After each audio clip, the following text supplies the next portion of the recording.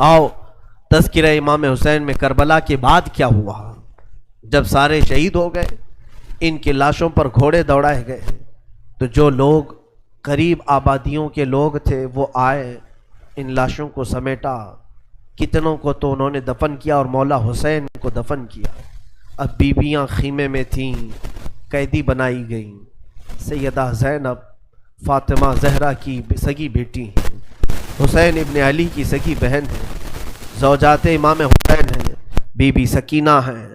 اس خیمے میں چند عورتیں رہ گئیں اور بیمار زین العابدین ہیں۔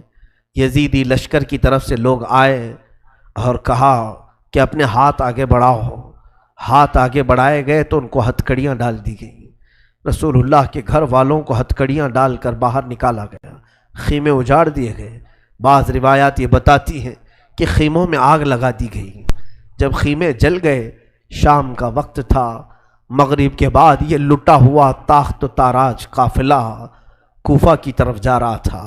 کربلا سے اب یہ کوفہ جا رہے تھے، لیکن ظالموں نے جتنے شہید ہوئے تھے ان کے سر سنبھال کر رکھے تھے۔ امام حسین ابن علی کا سر لے لیا، عباس علمبردار کا سر لے لیا، اور علی اکبر امام قاسم کے سر کاٹ کر لے لیے۔ سارے سروں کو انہوں نے، اس لیے کہ اس وقت ثبوت پیش کرنے کے لیے سر دکھانے پڑتے تھے کہ ہم نے ان کا قتل کیا ہے، اب سروں کو انہوں نے نیزوں میں ڈال دیا اور سروں کو لے کر نیزوں سے چلنے لگے۔ یہ سفر ان کا شروع ہوا، کوفہ کی طرف چلے۔ کیا ہے، ایک بڑی بات مجھے یاد آتی ہے۔ مولا حسین کی ایک کنیز تھی جس کا نام بی بی شیرین بتایا گیا ہے۔ وہ سیدہ فاطمہ زہرا رضی اللہ تعالیٰ عنہ کی بھی خدمت کر چکی ہیں۔ بی بی شیرین، اس کو حضرت امام حسین نے آزاد کر دیا تھا۔ وہ کہتی تھی کہ میں آزاد نہیں ہونا چاہتی ہوں۔ کہا تھا کہ تو بڑھاپے کو پہنچ چکی ہے، تجھے ہم نے آزاد کر دیا۔ اور اس کے بعد مولا حسین نے، جب یہ مدینہ طیبہ میں تھے، بی بی شیرین کو کہا تھا کہ تو آزاد ہے، جا، بہت سارا مال دیا تھا اور جمع کر کے کہا تھا کہ تو چلی جا، اپنی بقیہ زندگی آرام سے گزار۔ تو کہتی ہے ایک شرط ہے میری، میں اس شرط پر جاؤں گی۔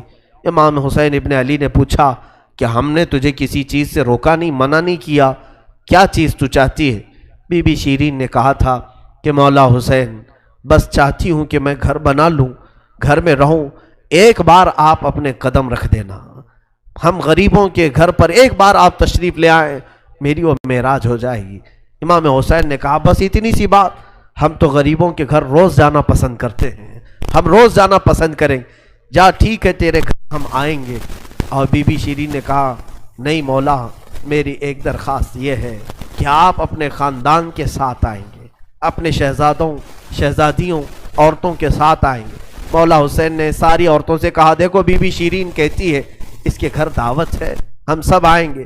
اور اس کو بطور مسکراتے ہوئے آپ نے فرمایا بی بی شیرین، ایسا نہ ہو کہ ہم آئیں اور تو پہچان ہی نہ سکے، ایسا نہ ہو کہ تو پہچان ہی نہ سکے۔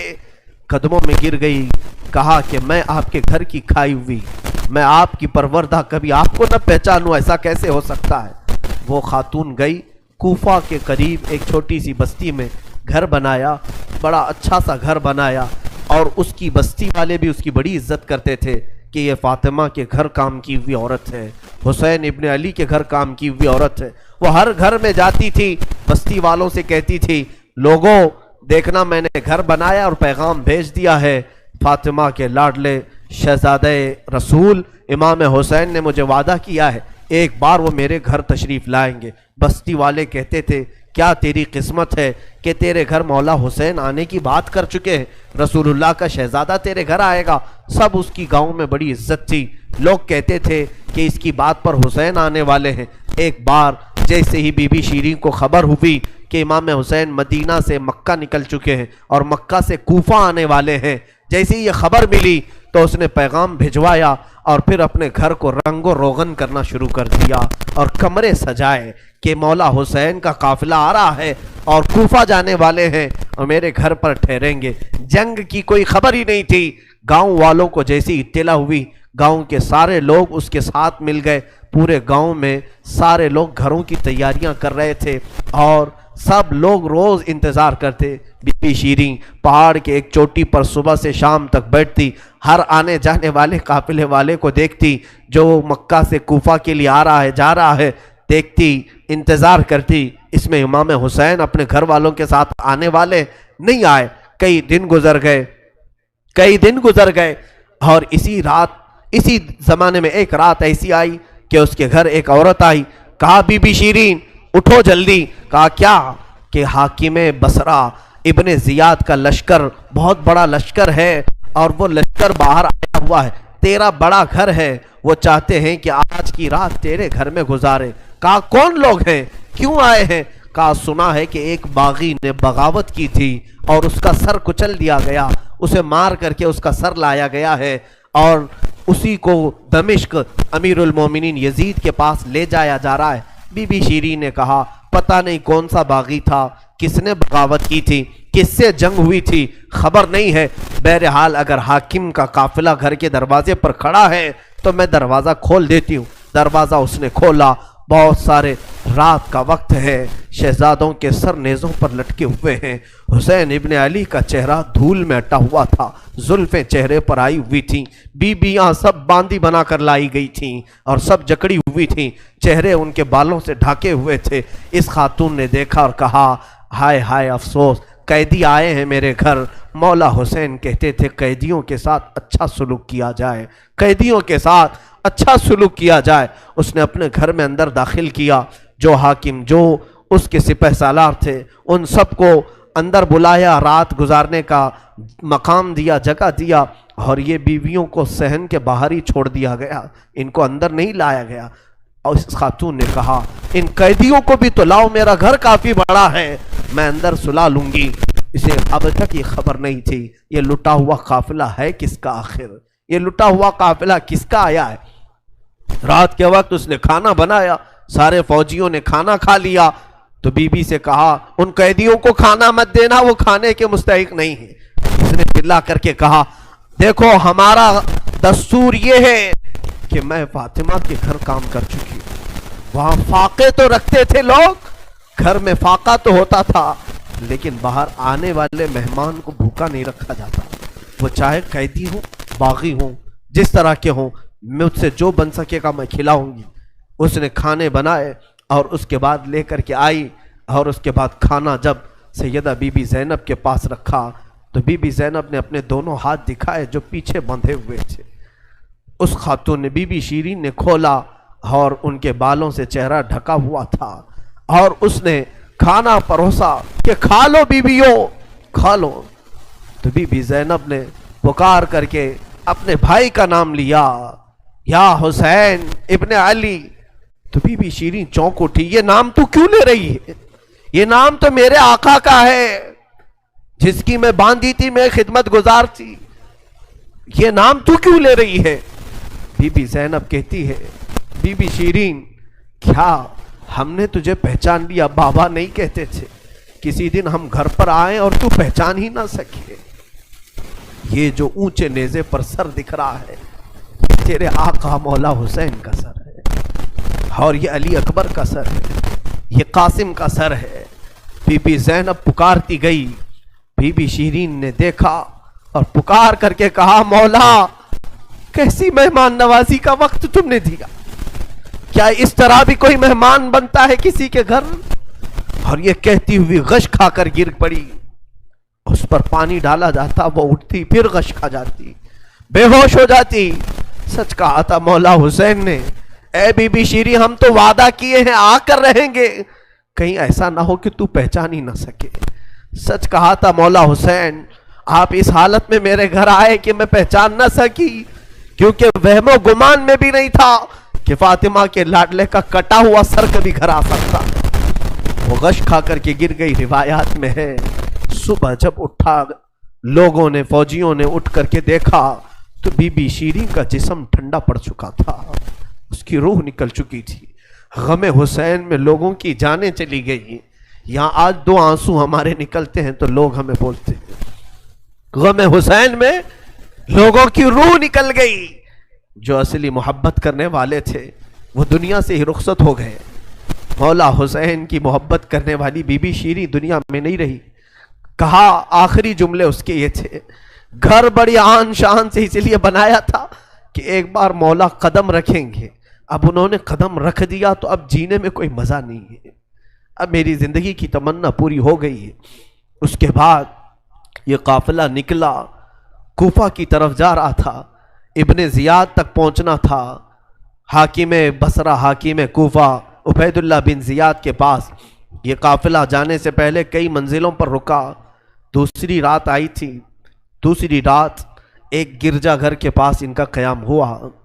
وہ ایک عیسائی کا گرجا تھا، وہاں پر قیام ہوا. عیسائی نے دیکھا کہ بہت سارے کٹے ہوئے سر آئے. اس نے بھی اپنے چرچ میں رکنے کی اجازت دی تھی. ہائے افسوس، عیسائی بھی رحم کھا رہے ہیں. کیسے وہ مسلمان تھے جو رسول اللہ کے گھر والوں پر رحم نہ کھا سکے.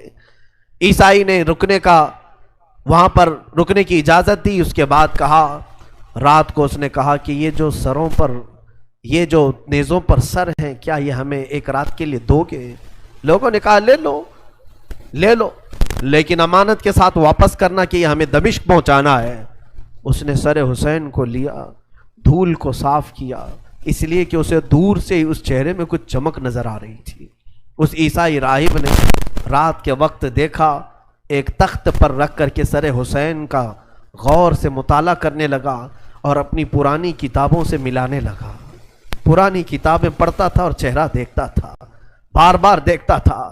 پھر چیخ کر کے کہا، ہاں میں اپنے مقام کو پہنچ گیا، اس لیے کہ مقدس کتابوں میں لکھا ہوا ہے نبی کے آخری نبی کا نواسا ظلمن قتل کیا جائے گا اور اس راستے سے جائے گا، اور یہاں کی گرجا میں اگر رکے تو گرجا میں جو خدمت گزار ہے وہ اس کی خدمت کرے، مولا اسے جنت عطا کرے گا. وہ عیسائی راہب کہتا ہے وہ چہرے میں ساری علامتیں جو کتابوں میں لکھی یہی ہیں. وہ ایمان لے آیا، کلمہ طیبہ پڑھا، اسلام قبول کیا. رات میں اس کی دنیا بدل گئی. میرے عزیزو، اسی کو کہا جاتا ہے اسلام زندہ ہوتا ہے ہر کربلا کے بعد. حسین کے انتقال کے بعد بھی اسلام پھیل رہا، ایمان دوسروں کو بانٹ رہے ہیں. صبح تک اس گرجا میں رکے، پھر دن پورا گزارے اور شام کے وقت ٹھنڈے وقت میں کوچ کرنے کا ارادہ کیا اور سر امام حسین جو ان لوگوں نے نیزے پر لیا تھا اس کو ایک جگہ گاڑ دیا، اور اس کے بعد اپنے پانی وغیرہ کے استعمال کے بعد قافلے کو کوچ کرنے کا حکم دیا. قافلہ آگے چلا، لیکن جو فوجی آتا سر حسین کو اٹھانے کے لیے نیزے پر، وہ تو ہلکا ہو چکا تھا لیکن وہ زمین میں ایسا گڑ چکا تھا کہ اٹھتا نہیں تھا، کسی سے ہل نہیں رہا تھا. بہت لوگوں نے کوشش کی.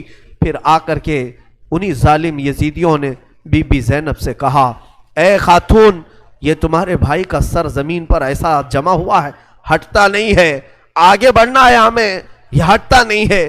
بی بی زینب نے غور سے دیکھا اور کہا، قافلے میں دیکھ لو سب ہیں یا نہیں، قافلے میں سب ہیں یا نہیں. دیکھا گیا تو بی بی سکینہ قافلے میں نہیں تھی، قافلے میں موجود نہیں تھی. بی بی زینب نے کہا، وہ میرا غیور بھائی ہے، اپنے خاندان والوں کو چھوڑ کر کہیں جاتا نہیں تھا، اپنی بچی کا غم ہوگا، آگے نہیں بڑھتا، تلاشو سکینہ کہاں ہے. لوگوں نے ڈھونڈنا شروع کیا.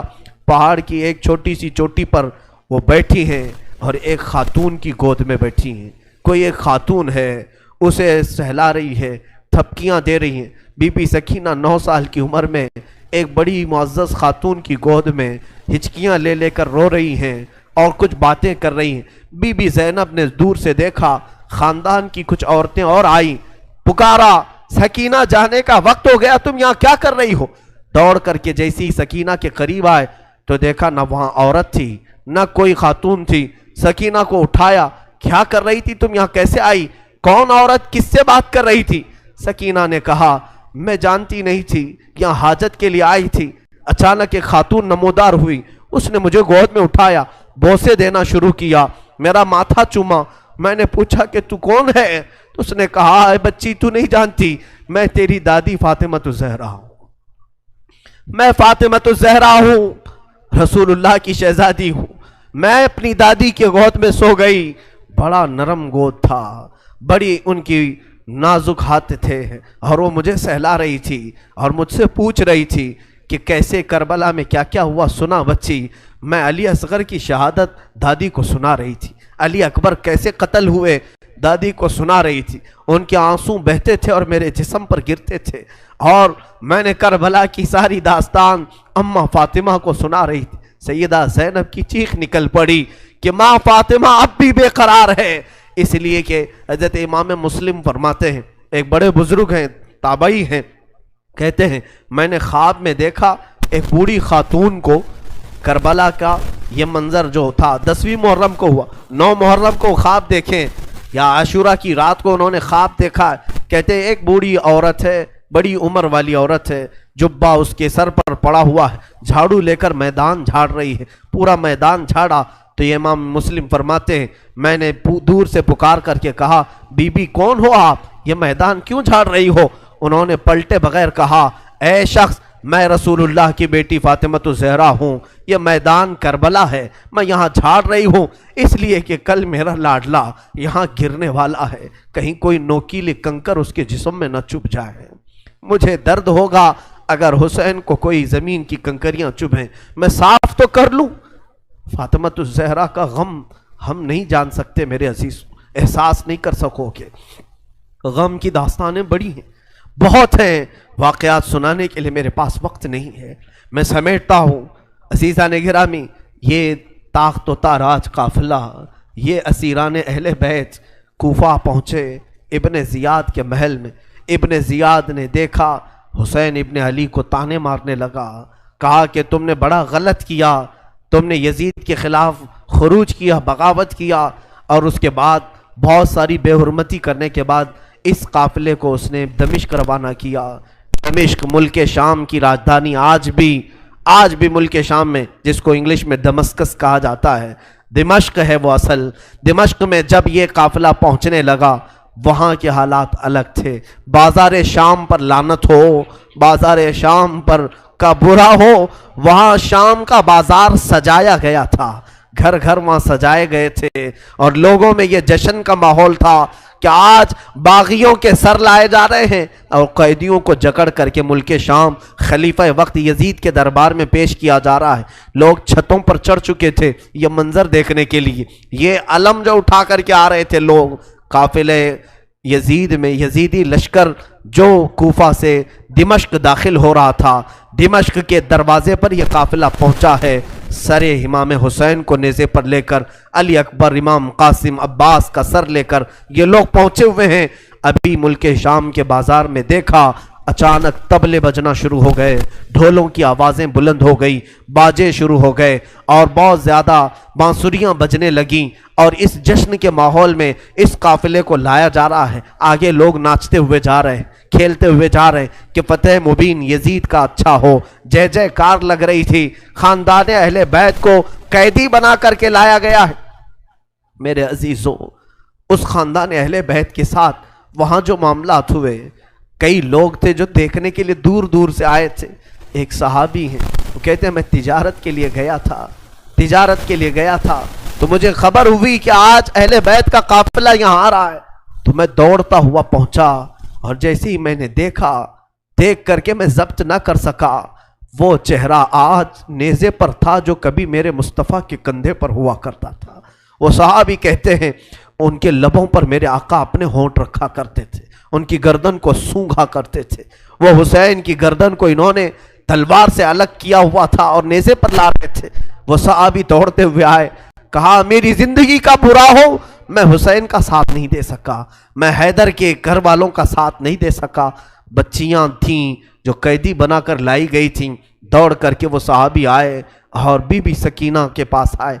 नन्ही सी 9 साल की उम्र की बच्ची भी कैदी बनकर आई, दौड़ करके साथ करीब आए, पूछा कि बच्ची मैं तुम्हारे गम में बराबर का शरीक हूँ, मैं भी तुम्हारे गम में साथ हूँ, अहले बैत का मैं वफादार हूँ। उन्होंने तवज्जो नहीं की, इसलिए कि बीबी सकीना कहती हैं हम तो दुनिया से मायूस हो चुके थे, हमने कटने के वक्त किसी को आते हुए नहीं देखा, अब तमाशा देखने के लिए बहुत सारे लोग आते हैं, तवज्जो नहीं की। उस सहाबी रसूल ने आगे बढ़कर कहा कि सकीना मैं तुझे जानता हूँ, तू हुसैन की बेटी है, تو فاطمہ کی لاڈلی ہے، تو شیر خدا کے گھر کی شہزادی، بتا کوئی حاجت ہو، کچھ کھانا پانی کوئی چیز۔ اللہ اللہ، یہ بھوکے اور پیاسوں نے کبھی کھانا کسی سے نہیں مانگا۔ پوری داستان کربلا سننا، کبھی انہوں نے روٹی نہیں مانگا، ہاں پانی ضرور مانگا ہے۔ پانی مانگنا انسانیت کے لیے عیب نہیں، روٹی مانگنا محتاجی کی علامت ہو سکتی ہے۔ بی بی سکینہ نے کہا کہ بڑی حاجتیں پوچھ رہے ہو، کیا میری حاجت پوری کرو گے؟ کہا بتاؤ بچی، میں اپنی طرف سے جو ہو سکے کروں گا، میرے پاس پیسے ہیں، مال ہے، میں اس سے جو چاہے کروں گا۔ بی بی سکینہ نے صرف ایک درخواست کی کہ میرے نانا کے صحابی، بس اتنا کام کر لو کہ یہ جو اونچے نیزے پر میرے بابا کا سر ہے، حسین ابن علی کا، اس سر کو تھوڑا آگے بڑھا دو، یہ جو جلوس میں جا رہا ہے آگے بڑھا دو۔ ہمارے گھر کی بچیاں غور سے سنیں، میرے گھر کی عورتیں کان کھول کر کے سنو، 9 سال کی بچی کیا خواہش ظاہر کر رہی ہے۔ کہا اگر وہ نہیں بڑھتے ہیں تو انہیں پیسے دے، وہ انعام دے کر آگے بڑھاؤ۔ اس صحابی نے پوچھا کہ اس سر کو تمہارے قریب رہنا اچھا ہے، تمہارے قریب رہنا اچھا ہے، آگے کیوں بڑھانا چاہتی ہو؟ بی بی سکینہ نے کہا اس لیے کہ لوگوں کا جلوس بابا سر کو دیکھنے کے لیے آ رہا ہے، اور سارے دیکھنے قیدی بنا کر کے لائے گئے تھے۔ بیمار زین العابدین حسین ابن علی رضی اللہ تعالیٰ عنہ کے شہزادے، وہ قیدی بنا کر لائے گئے تھے۔ ایک صحابی وہاں پر حاضر ہوئے، کہا کہ کوئی حاجت ہو تو بیان فرمائیں، ہم آپ کے غم میں شریک ہیں۔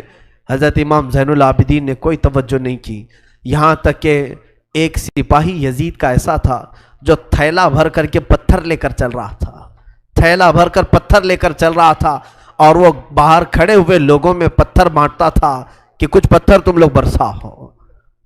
ملک شام میں جانے کے وقت کچھ لوگ وہاں صدقے کی کھجوریں پھینک رہے تھے اس اہل بیت کے گھرانے پر، اور کچھ لوگ پتھر برسا رہے تھے۔ یزید کے یہ مخالف لوگ ہیں، باغی لوگ ہیں، ان کے دلوں میں یزید کی محبت تھی، بنو امیہ کے وفادار لوگ تھے۔ اس قافلے پر کچھ لوگوں نے پتھر برسائے، وہ قافلہ اب اور کتنے زخم اٹھاتا، اب ان کو چھوڑا کیا تھا، لوگوں نے سارے زخم تو دے دیے تھے۔ امام زین العابدین نے اس صحابی سے کہا کہ دیکھو یہ پتھر برسا رہے ہم پر۔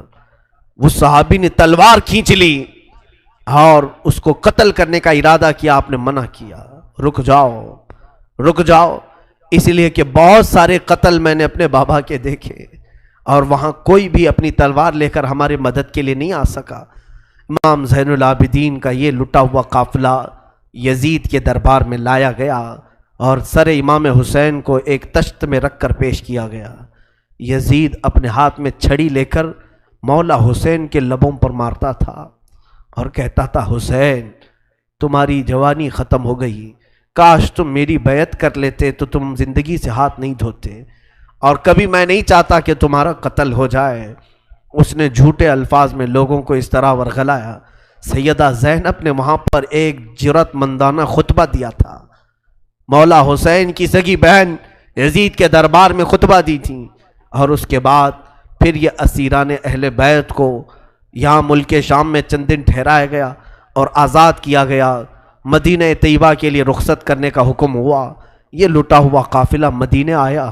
اللہ اللہ، مدینے کو جب یہ لوگ پہنچے، اہل مدینہ کہتے ہم کو وہ شہادت کی خبر پہلے سے مل گئی تھی، کربلا میں مولا حسین کا قتل ہو چکا ہے، خاندان اہل بیت کے ساتھ برا سلوک ہوا ہے۔ پورا مدینہ سرحد پر آ کر کھڑا ہو گیا تھا، مدینے کے باہر انتظار میں۔ وہاں ننھی سی سغرا بھی تھی، مولا حسین کے کچھ گھر والے بھی تھے، وہ انتظار میں تھے۔ جیسے ہی لوگ مدینہ طیبہ میں داخل ہونے لگے، بیویوں کو دیکھ کر مدینے والے چیخ پڑے، سارے مدینے والے زاروں قطار رونے لگے۔ سیدھا یہ قافلہ آیا بارگاہ رسول میں، مصطفیٰ صلی اللہ علیہ وسلم کی قبر انور کے پاس پہنچ گیا، اور پھر بی بی زینب وہاں کھڑے ہو کر شروع سے لے کر اخیر تک کی داستان میرے آقا کو سنانے لگی۔ یا رسول اللہ، آپ کا دوش پر سوار ہونے والا شہزادہ، آپ کا محبوب نظر حسین بڑے زخموں سے چور چور تھا۔ یا رسول اللہ، وہ کربلا میں لاشیں اٹھاتا رہا، پیاسا رہا، بھوکا رہا۔ مدینے کے لوگ کہتے ہیں پورا مدینہ صرف زندگی میں 2 مرتبہ سب سے زیادہ رویا ہے ایک اس وقت جب میرے آقا کی وفات ہوئی تھی، جب میرے آقا کی وفات ہوئی تھی، دوسرا اس وقت جب اہل بیت کا قافلہ مدینے میں لٹ کر داخل ہوا تھا، سارے غموں سے نڈھال تھے، ہر کوئی پریشان حال تھا۔ بی بی سغرا ننی سی تھی، 6 سال کی تھی، بار بار لپٹ کر کے بی بی زینب سے کہتی ہیں وہ ننھا بچہ کہاں ہے علی اصغر جس کے ساتھ میں کھیلتی تھی، وہ کہاں ہے، فلاں کہاں ہے۔ بچی کے دماغ میں جتنے یاد تھے سب کو پوچھا کرتی تھی۔ بی بی زینب کہتی ہیں ہر ایک کے جواب میں جب میں کہتی تھی وہ بھی انتقال کر گئے، وہ بھی انتقال کر گئے۔ بی بی سغرا پوچھتی تھی کیا کربلا میں موت سستے میں ملتی ہے؟ جہاں آپ لوگ گئے تھے موت بہت سستی ہے، اتنوں کو کیسے آپ نے موت کے گھاٹ اتار دیا؟ بی بی زینب کے پاس کوئی الفاظ نہیں تھے۔ امام زین العابدین کا زندگی بھر یہ حال تھا۔ اللہ اکبر! زین العابدین وہ تنہا شہزادے ہیں میرے مولا حسین کے جو پھر 95 ہجری تک باحیات رہے۔ امام حسین کی شہادت ہونے کے بعد 61 ہجری میں جو شہادت ہوئی اس کے بعد سے سن 95 ہجری تک آپ باحیات رہے، لیکن روتے روتے آنکھوں کا پانی سوکھ گیا تھا۔ لوگ کہتے ہیں امام زین العابدین کو ہم لوگ دیکھتے تھے، کبھی وہ روتے تھے تو دونوں آنکھوں سے خون نکل آتا تھا۔ لوگ پوچھتے کہ مولا زین العابدین سجاد آپ اتنا کیوں روتے ہیں؟ کہتے ہیں کیا تم میری ہنسی کی تمنا رکھتے ہو؟ جس کے سامنے اس کے بھائیوں کو، اس کے گھر والوں کو، اس کے باپ کو کاٹا گیا ہے، اس کے گھر والوں کو کاٹا گیا ہے۔ امام زین العابدین کا حال یہ تھا کہ امام زین العابدین شہر میں جا رہے تھے اور قصاب گوشت بیچنے والا دکان میں بیٹھا ہے، گوشت بیچ رہا ہے۔ جیسے ہی وہ قریب آنے لگے اس نے جلدی سے گوشت کے اوپر چادر ڈال دی، گوشت چھپا دیا۔ لوگ جو گوشت خریدنے والے کھڑے تھے انہوں نے پوچھا کہ اے بندے تو کیوں گوشت چھپا رہا ہے؟ کہا زین العابدین آ رہے ہیں، وہ ابھی یہاں کھڑے ہوں گے اور گوشت دیکھ کر کے رونا شروع کر دیتے ہیں، گوشت دیکھ کر کے رونا شروع کرتے۔ کہا ایسا کیوں کرتے ہیں؟ کہتے ہیں جب بھی وہ میری دکان کے پاس یہ کچا گوشت دیکھتے ہیں تو کہتے ہیں کہ میرے بھائیوں کا گوشت ایسے ہی کٹا گیا تھا اور ادھیڑا گیا تھا۔ زندگی بھر وہ گوشت کی دکان کے پاس کھڑے ہوتے تو ان کی آنکھیں بہہ جاتی۔ اور اس کے بعد ایک روایت یہ بھی ملتی ہے کہ قربانی کے دن تھے، مولا زین العابدین ایک جگہ سے گزر رہے ہیں، ایک قصائی بکرے کو لٹایا ہے اور جلدی سے اس پر چھری چلائی جا رہی تھی۔ امام زین العابدین دور سے کھڑے ہو گئے، کہا اے قصائی تو نے بکرے کو لٹایا، پانی پلایا کہ نہیں پلایا؟ وہ کھڑا ہوا، کہا اے امام زین العابدین ہم مسلمان ہیں، جانوروں کو کاٹتے ہیں تو پہلے پانی پلا کے کاٹتے ہیں۔ امام زین العابدین نے کربلا کی طرف منہ کیا، کہا مولا حسین مسلمان جانوروں کو پانی پلا کے کاٹتے ہیں، جانوروں کو پانی پلا کے کاٹتے ہیں، مگر اہل بیت کے کسی شہزادے کو ایک گھونٹ بھی پانی نہیں پلایا گیا اور انہیں ویسی ہی پیاسا شہید کیا گیا ہے، پیاسا کاٹا گیا ہے۔ امام زین العابدین کی پوری زندگی ایک ایک چیز کو دیکھتے تو رونے لگ جاتے تھے کہ کربلا میں یہ چیز نہیں تھی، یہ چیز نہیں تھی۔ ایک وقت ایسا بھی آیا، کوفہ کا گورنر ابن زیاد، یہ اب اس کے برے دن شروع ہو چکے تھے۔ میں پھر دوسری تقریر میں عرض کروں گا، ظہر کی اذان انشاءاللہ تقریر کے بعد ہوگی۔ آج سارا مجمع یہاں پر ہے اور انشاءاللہ بغیر نماز پڑھے ہم تو یہاں سے جائیں گے نہیں، اور اذان لوگوں کو جمع کرنے کے لیے ہوتی ہے، جو آلریڈی جمع ہے پھر انہیں کیا جمع کیا جائے۔ اذان تو ہم دیں گے انشاءاللہ، صبر کریں۔ یہ وقت شہادت کا ہے، یہ وقت کربلا کی یاد کا ہے۔ مولا حسین کے یہ شہزادے امام زین العابدین رضی اللہ تعالیٰ، زندگی بھر آپ کے حالات یہ تھے کہ کبھی کچا گوشت دیکھیں تو رو پڑے، کسی جانور کو ذبح ہوتے دیکھیں تو رو پڑے۔ ایک بار امیر کوفہ ابن زیاد، اب امیر مختار نام کا ایک شخص جو بدلہ لینے کے لیے بعد میں اٹھ کھڑا ہوا، بعد میں کوفہ میں ایک ایسا شخص ظاہر ہوا جس کا نام مختار ثقفی تھا، اس نے اعلان کیا کہ میں قاتلان حسین کا بدلہ لوں گا، اور اس نے اٹھ کر کے کچھ اہل بیت سے محبت کرنے والوں کو اپنے قافلے میں جمع کیا، اور یہ قافلہ بڑھتا گیا یہاں تک کہ خون حسین کا بدلہ لینے کے لیے یزید کی موت کے بعد اس نے ہر ایک کو تلاشنا شروع کیا۔ شمر کو ڈھونڈا، اس کو قتل کیا، اور اس کے بعد عمرو بن سعد کو ڈھونڈا، اسے قتل کیا۔ عبید اللہ بن زیاد جو کوفہ کا حاکم تھا، جو جڑ تھا اس فساد کا، اسے ڈھونڈا، اور اس کے بعد 22,000 کا جو لشکر تھا اس میں سے کسی ایک کو بھی اس نے زندہ نہیں چھوڑا، ایک کو بھی نہیں. جتنے وہاں شریک تھے سب کو قتل کیا، سب کو قتل کیا. اور 22,000 کو قتل کرنے کے بعد مختار ثقفی نے یہ اعلان کیا، ابھی میں نے حسین کی ایک انگلی کا بھی بدلہ نہیں لیا، میں حسین ابن علی کی ایک انگلی کا بھی بدلہ نہیں لیا. یزید خائب و خاسر ہو کر مر گیا. اور یزید کی سب سے بڑی ذلت تو یہ ہے، یزید کے بعد اس کا بیٹا معاویہ تخت پر بیٹھا. پہلے دن خلیفہ بنا کر اسے بٹھایا گیا، اس کے بعد 6 مہینے تک وہ گھر سے باہر ہی نہیں آیا. 6 مہینے کے بعد سیدھے لاش باہر آئی بیٹے کی. وہ 6 مہینے کبھی تخت پر نہیں بیٹھا یزید کے.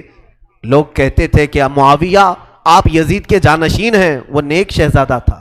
دیکھیں اللہ کی مصلحت کیسی، صحابی کے پیٹ میں یزید پیدا ہوا، یزید کے پیٹ میں معاویہ، پھر اچھا شہزادہ پیدا ہوا، نیک تھا. اس نے کہا، لوگ جب کہتے تخت پر بیٹھ جائیے تو اس نے اس تخت کی طرف دیکھ کر کے تھوک دیا اور کہا اس تخت پر بیٹھوں جس پر شہزادہ رسول کا خون لگا ہوا ہے، اس تخت پر بیٹھوں جو تخت حسین ابن علی کے گھر والوں سے رنگا ہوا ہے. کبھی اس تخت پر نہیں بیٹھا.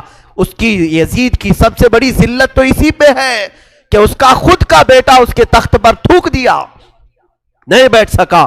لیکن حسین کا چرچا آج بھی ہے. حسین کے شہزادے گلی کوچوں میں ہر جگہ ہے. سادات کی خوشبو تم محسوس کرو گے آج بھی. حسین ابن علی کے یہ صاحبزادے زین العابدین جہاں پر رہ رہے تھے خیمے میں، تو ایک مرتبہ ایسا ہوا کہ ابن زیاد جان بچاتا ہوا بھاگتا ہوا نکل آیا، کیونکہ مختار ثقفی اس کے پیچھے لگ گیا تھا، اپنے سواریوں کو دوڑا دیا تھا اس کے پیچھے کہ عبید اللہ بن زیاد جہاں بھی ملے اسے پکڑ کر کے لاؤ، اسے پکڑ کر کے لاؤ. تو سب اس کے پیچھے لگ گئے. مختار ثقفی کے ڈر سے عبید اللہ بن زیاد جان بچاتا ہوا بھاگتا ہوا ایک خیمے میں آیا. وہ خیمہ کسی اور کا نہیں، امام زین العابدین کا تھا. وہاں پر پہنچ گیا. آپ قرآن پاک کی تلاوت میں مصروف تھے. مختار ثقفی کے ڈر سے آنے والا یہ عبید اللہ بن زیاد ہانپ رہا تھا، کانپ رہا تھا. امام زین العابدین نے سر اٹھا کر کے دیکھا، کیا بات ہے؟ کہا پیاس کی شدت ہے، اگر تمہارے پاس پانی ہو تو پلاؤ. امام زین العابدین نے فوراً کھٹوری بھری اور پانی دیا. اس نے پانی پیا اور پھر کہا اور پانی ملے گا. انہوں نے اور ایک کھٹوری بھری اور پھر پانی پلایا. اس نے پیا، 3 کھٹوریاں پانی پیا. عبید اللہ بن زیاد یہ سوچنے لگا شاید امام زین العابدین نے مجھے پہچانا نہیں ہوگا. اس نے کہا آپ مجھے نہیں پہچانے ہوں گے شاید. آپ نے چہرہ اٹھایا تو آنکھوں میں خون تھا، آنکھوں میں خون تھا. کہا اے ظالم، تجھے نہیں پہچانوں گا؟